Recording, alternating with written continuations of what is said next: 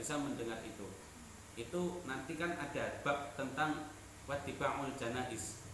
Kita mengiringi jenazah ke alam kubur juga ada adabnya. Tetapi manusia tidak pernah mendengar, tidak bisa mendengar teriakan ruh yang dikembalikan oleh Allah ke bumi setelah dia diangkat, tidak boleh.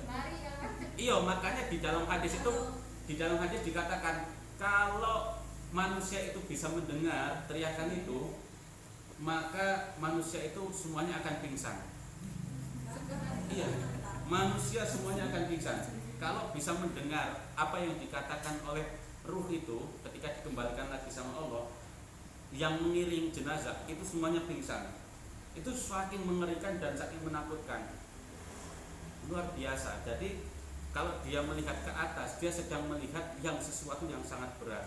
Kalau dia orang soleh, sedang melihat malaikat sejauh dia bisa memandang, sedang berjejer ke atas membawakan kain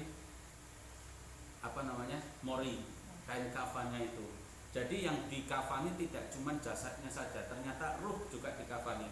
Makanya masalah menutup badan ini Allah sudah sangat mengaturnya, luar biasa. Ruh saja dikafani, dibawa oleh malaikat. Nah, kalau sudah yang namanya sakaratul maut itu kan berat. Apa bedanya sakaratul maut dengan nazak? Nah, nazak beda. Nazak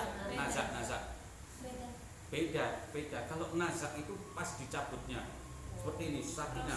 Nah, itu nazak keras. Iya, keras, pokoknya dicabut semua. Jadi ini rambut sampai ujung kuku itu ada ruhnya semua. Kalau tidak percaya, Bima ini kan sakit, dicabut rambutnya kan sakit karena ada ruhnya. Kuku dicabut sakit, dan itu nazak itu dicabut semuanya, dari kuku sampai rambut ini dicabut semuanya. Sakitnya luar biasa, itu namanya nazak. Ketika dicabut ruhnya itulah namanya nazak. Bayangkan ketika kita membayangkan kuku kita dicabut seperti ini, lagi sehat seperti ini, pakai tang cabut, bayangan ngilu enggak? Ngilunya luar biasa. Itu kuku dicabut, itu ngilunya luar biasa. Atau ibu pakai anting cabut ini langsung ngilunya luar biasa. Ngilu itu baru seperti itu. Tapi kalau nazak, semua ruh itu dicabut dari mulai ujung. Makanya ruh itu dicabut mulai ujung sana, Pak. Mulai ujung. Nah, ini udah mulai kaku ini.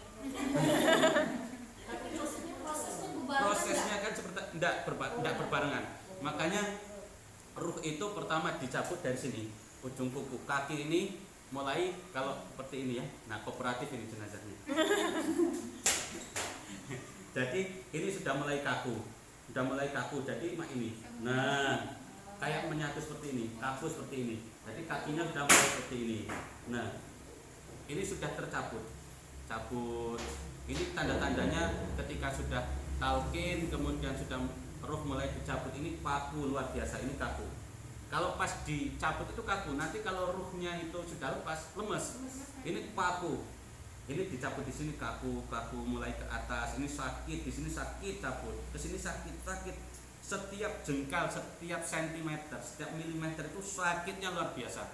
Sakit terus sampai sini, organnya mati dicabut semua, kan ada ruhnya semua.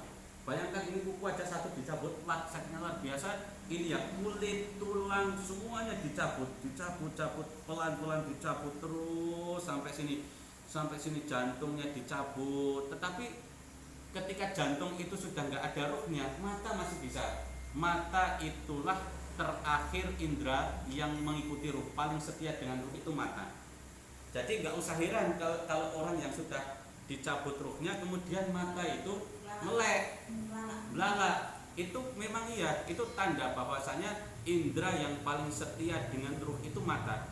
Ketika ini sudah semuanya dicabut, ginjal sudah mati, coba ginjalnya mati, sakitnya luar biasa. Semua organ dalam mati, semua ruhnya dicabut semua dicabut sampai hati, jantung dicabut semua, ketenggorokan semua, lidah dicabut semuanya. Terakhir mata, terakhir melalui ruh mata itu. Jadi mata itu akan melihat ke arah mana ruh itu akan dibawa. ada yang ke atas, ada yang ke samping, melirik kayak orang melirik itu. Ada pertanda, bukan pertanda suul khotimah, bukan husnul khotimah atau suul khotimah, bukan.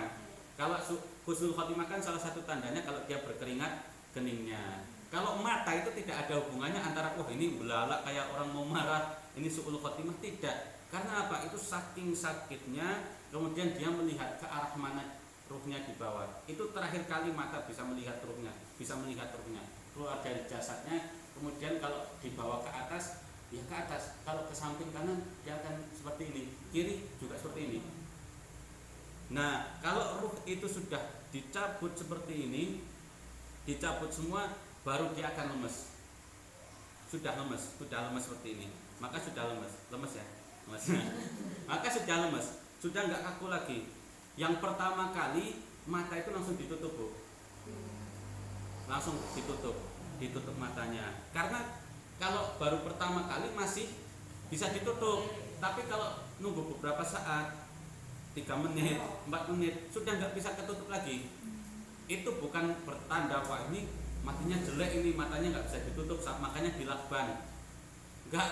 Bukan pertanda itu, tapi kita itu terkadang kurang peka. Karena misalkan belum tahu aja, kalau ruh sudah hilang itu lemes, begitu itu lemes semua. Nah waktu lemes itulah disusun, matanya langsung ditutup atau seperti ini, ditutup ya, ditutup dulu matanya biar nggak nakut-nakutin lah. Nanti kalau udah ditutup kembali lagi ya kabur ya.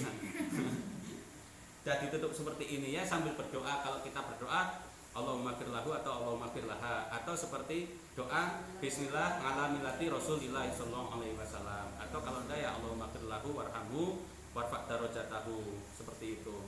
Tapi kalau enggak ya berdoa aja, ya Allah ampuni dosa-dosa almarhum atau almarhumah. Pokoknya intinya doa yang meminta ampun atas dosa-dosanya didoakan. Yang sakit tadi kalau mencabut ruh tadi, apakah perbedaannya antara orang yang banyak amal dengan yang kurang amal itu sakit? Ada. Jadi ada. Tapi bukan berarti Rasulullah itu jelek amalnya, bukan. Tetapi Rasulullah itu, kenapa Rasulullah ingin dari riwayat ini kita jadi tahu betapa sakitnya orang dicabut ruhnya. Kalau Rasulullah itu tidak meminta untuk dicabut secara manusia biasa, kemudian Rasulullah tidak merasakan sakit, maka tidak ada hadis yang menerangkan betapa sakitnya ruh ini akan dicabut. Bukan berarti Rasulullah ini merasakan sakit sampai pingsan, sampai luar biasa nggak bisa berucap, berarti Rasulullah ini suul khotimah, berarti naudzubillah min dzalik. Tidak, tetapi Rasulullah itu menjadi syariat, menjadi ilmu, agar kita tahu dari riwayat asbabul wurudnya hadis ini, jadi tahu betapa sakitnya orang dicabut ruhnya sakaratul maut. Itu nazaknya itu luar biasa, dicabut, didedeli seperti ini, kuku wah diambil satu-satu, ini bulu aja ketika kita dicabut wah sakitnya luar biasa. Itu baru bulu, baru kuku, dan ini semuanya dicabut. Dan ini nyabutnya bukan tetapi nazak itu ya wah apa ini wah keras main lah.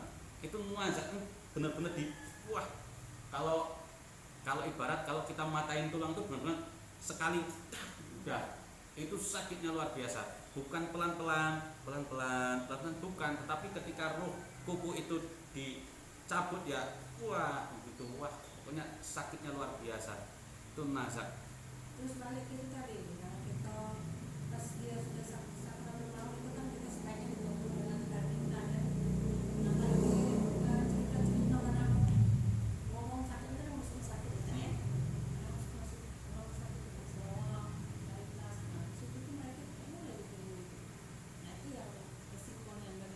Ya itulah. Tetapi kan ada orang, tergantung, kalau musim sekarang kan ada penyakit yang memang tidak bisa ditungguin. Kayak kemarin kan sempat dibahas asyahidu khamsatun, yang namanya syahid itu ada 5.